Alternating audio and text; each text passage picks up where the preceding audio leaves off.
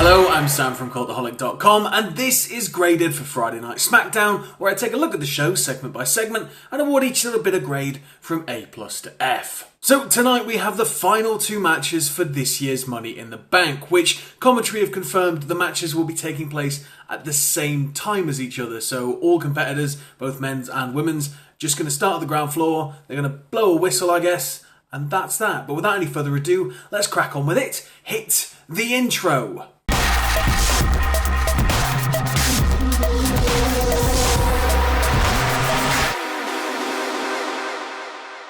So we kick things off this week with a Daniel Bryan promo. He makes his way down to the ring and he says that he knows how much the Money in the Bank briefcase can change your career. He says he's excited about the opportunity, what it did for his career last time, and he's looking for a new challenge, something fresh, something interesting, and this match seems like it's going to be just that. And the only thing that's making him sad is that his friend Drew Gulak can't be there competing in some way because Baron Corbin took him out last week. So he demands Corbin come down to the ring, and out Corbin comes. Corbin brags about taking Gulak out. He tells Bryan to stop fantasizing because the briefcase is his.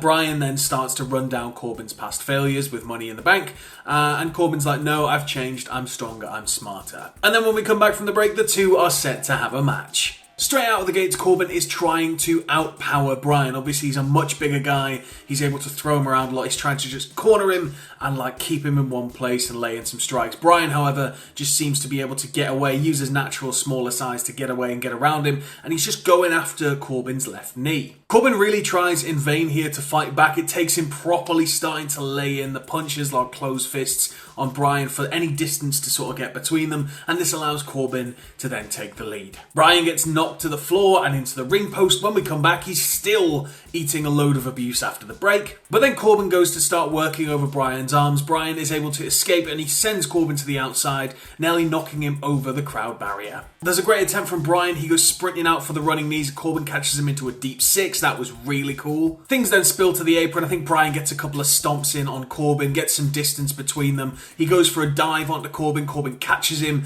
Bryan escapes and Corbin's had enough. He grabs one of the ladders because I use the ladders as set dressing all the way down near Money in the Bank. Yeah, they're all sort of set up. So Corbin grabs the ladder, launches it at Bryan, and it's a DQ victory for Daniel Bryan. So Corbin's going after Bryan. Referee's trying to put a stop to it. It's just not happening. Corbin throws Bryan in the ring, throws a ladder in the ring, goes for an end of days onto the ladder. Bryan's able to reverse it into a yes lock. Then out of nowhere, Cesaro and Nakamura turn up and start beating Bryan down. This sort of leads with Corbin leaving, and I think Bryan's there on the stage with him, or he drags him up there, and then he just launches Bryan off the stage to close out the match. So in terms of a grade for the promo and the match, I think I'm going to give it a B+.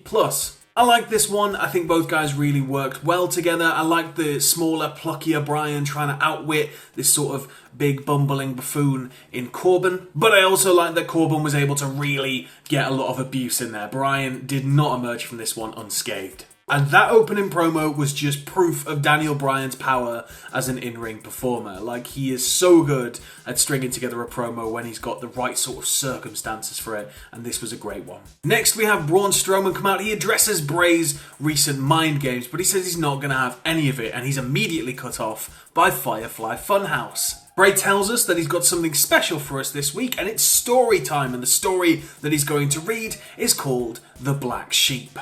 The story concerns Bray the Shepherd taking the black sheep into his fold, protecting him and giving him a family. But it's not long before the black sheep betrays him, leaves without saying anything, and slowly the rest of the family members all leave one by one as well, leaving Bray with nothing. Bray says, the ending's really sad. I think we should write a happier one where the shepherd finds the black sheep and takes everything he loves from him. Braun then cuts him off. He's had enough of it. He says, you know what? If you've got a problem with me, if you want to sort something out, come to the ring like a man. And Bray just sort of smiles and he just sort of waves goodbye without saying anything, and it was just really menacing. I really liked it. I'm going to give this a B+. It was a really simple Funhouse compared to what we're used to, but I think the simplicity of it really leans in to the personal connection that these characters used to share. You know, Bray was pretty direct with this week's mind game, but it's still just there, hiding behind the smiling face, and Braun doesn't seem to appreciate the trouble that's coming his way. Next up, we have Sheamus in action against Leon Ruff, and I will read out how it went, because you can guess how it went, because it's a Sheamus match on SmackDown. So, Ruff gets a dropkick in before Sheamus terminates him T800 style. There's a few backbreakers, he beats the drum, and then a brogue kick, and then he intimidates Michael Cole post-bell. He's like, well, are you going to bring up Jeff Hardy? And Cole's like, well, I sort of have to, because we've got to throw to a Jeff Hardy VT next. And then Sheamus finds out after the Jeff Hardy VT that Jeff is back next week. And he's like, oh, Jeff's going to be here next week. Alright, then I'll be there. We then go backstage. Mandy and Otis are being interviewed together. Otis says that he's already beaten Ziggler at Mania, so tonight, when he beats him, he's going to solidify his place in the Money in the Bank ladder match. Mandy says that she's still upset with Sonya, but right now she can't really focus on that. She needs to focus on Carmella, because if she beats Carmella tonight, she'll end up in the Money in the Bank match too. She then kisses Otis on the cheek, and Otis gives us a perfect oh yeah before we move on to the next segment. So next up, we're straight into that match. Carmella versus Mandy Rose for the final slot in the Women's Money in the Bank ladder match. So Mandy starts off strong, Mella starts off strong. They're going backwards and forwards. Neither one can really get the other one's number, but then out comes Sonya. So Sonya is just running her mouth. She's just distracting Mandy. She's like, I'm not trying to distract you. I'm just here to cheer you on, you know.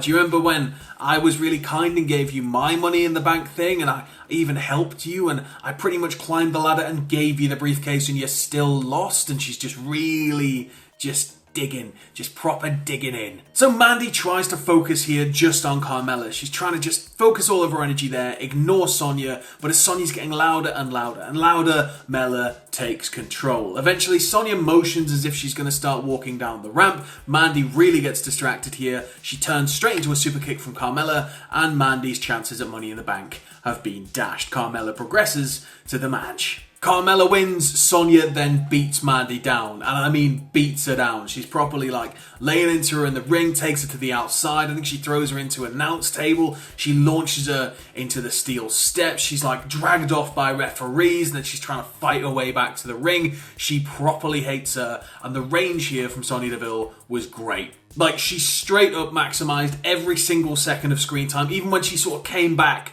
halfway down the ramp and she was trying to get back at Mandy, even though Mandy was already in a crumpled pile. It was great. After the ad break, we come back to Mandy in the doctor's office with Otis. She's got like a massive bruise down her leg from where she's connected with the steps, and Otis is like, are you going to be okay? She's like, yeah, I'm going to be okay. Otis leaves, and as he's leaving, just happens to run into Ziggler, and Ziggler's like, how's Mandy? Otis just stares him out and walks away. It was great. Next up, we have the New Day versus the Forgotten Sons, but before the match can even start, out comes Miz and Morrison. They come down to sit on commentary, and Jesus, it's so loud through this match. There's so much talking, but it's all good. So New Day get off to a good start, isolating the Sons, and then the Sons almost have Kofi. It's sort of a very back and forth display of power in the opening of this one from both teams. Nobody's really gaining any major ground, but they're sort of like showing what they can do. This all changes when Big E enters the fold and just starts laying people out. Things spill to the floor. There's a splash from Big E on the apron. The Sons are on the back foot, but when we come back from the break, Big E is in power, but the Sons quickly sort of just take him down a little bit. They start working over his limbs and they try and just drag him into their corner. After a few double team moves from the Sons, Big E looks to be in serious trouble until Cutler comes charging at him in the corner and he gets him up into like a Uranagi type thing, and that allows him to get to Kofi and get the tag. Kofi proves his resilience here. He's kicking out of that double team backstabber elbow thing they do. He's really just sort of not letting them grind him down. But then unfortunately, Big E falls to the outside. The referee is distracted with something else. Riker sends Big E into the post. The Sons hit their double team finish and Kofi loses the match. I'm going to give this one a B-. It was a pretty solid match. It wasn't anything to write home about, you know, but I think the right team won. You've got the Sons here. I really do believe in the Sons. I do believe that if you build them up enough and make them a credible threat, there's 2 Marines in there. Come on, man. They're just so tough and it's so easy. So just build them up, let them have some wins, and just make them sneaky, horrible heels. Miz and Morrison were great on commentary, if not a bit loud and overbearing, but that's exactly what they're there for, so you can't fault them for doing their job. So Tamina's backstage. She's asked about her upcoming match with Bayley, and she says, you know, it took multiple women to put her away at WrestleMania, so Bayley doesn't stand a chance. Sasha then appears and she's hinting at the past that her and Tamina had. She's like, come on Tamina, like when I was like just breaking through and we were together and you know, like just chill out and all of this stuff. And this is just obviously a distraction because Bayley screams from behind, but Tamina turns quick as a flash and grabs her by the neck. Banks and Bayley start laying into Tamina, then Lacey Evans shows up, it just evolves into a brawl, the referees are all trying to get it all apart, and we cut away. So we cut away from that madness and we go to Ziggler and Sonya is just poisonous little character here. Again, she's great throughout this whole promo. She's like, I wish I could have seen his face when you asked him how Mandy was. And she's just like running them down and it's great. And Ziggler's like, no, like I will be champion again. I will win this match. I will win Money in the Bank. I will be champion again. And then Sonya just goes on about how she's going to keep hurting Mandy, and Ziggler's like, you know what, when I'm champion and you're done hurting Mandy, then I'm going to slide in there and make her feel alright. Ooh, misses. So now it's time for the main event, which is Otis versus Dolph Ziggler for a slot in this year's Money in the Bank ladder match. So Otis flies out of the gate with this one, just charges Ziggler with a shoulder block, sending him straight to the floor. He gets back in the ring, but Otis maintains that aggression and he's just not giving him an inch. There is of course a turning point though, because despite Ziggler being a massive bellend, he has actually got a lot of smarts up here. Former world champion. Otis goes to charge him in the corner. Ziggler steps out of the way. Otis goes flying into the ring post. This allows Ziggler to take control of the match. We go to the break, and after we come back from the break, Ziggler is still very much in charge. Eventually, of course, Otis fires up. Ziggler's charging at him. He's getting dropped left and right as Otis attempts to go for the caterpillar. Ziggler rolls out of the way though. Ziggler then goes for the famouser, misses. He connects with the zigzag, but it's not enough. He goes for the super kick, but when he charges Otis, Otis catches him into like a big release suplex. He just throws him straight over his shoulder. Otis then hits the caterpillar and he picks up the win. Otis is going to Money in the Bank. This is going to be the best thing ever. I'm going to give this one a B-.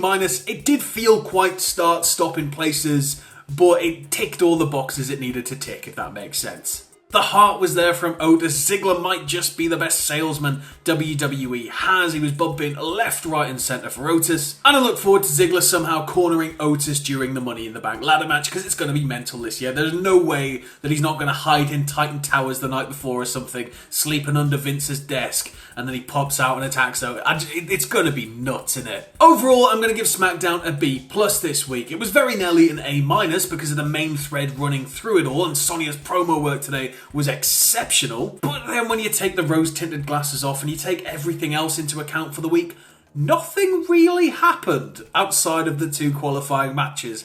It was just one of those weeks, you know, where they just put matches together and nothing really happens. I pray that we have a more eventful week next week, but not too eventful. I want Otis in the match. I don't want this to somehow end up with Ziggler in the match, but I've got a horrible feeling in the pit of my stomach that it's somehow going to happen. Please prove me wrong. But that was graded for this week's Friday Night SmackDown. Tell me what you thought about the show in the comments below, and make sure to stay safe.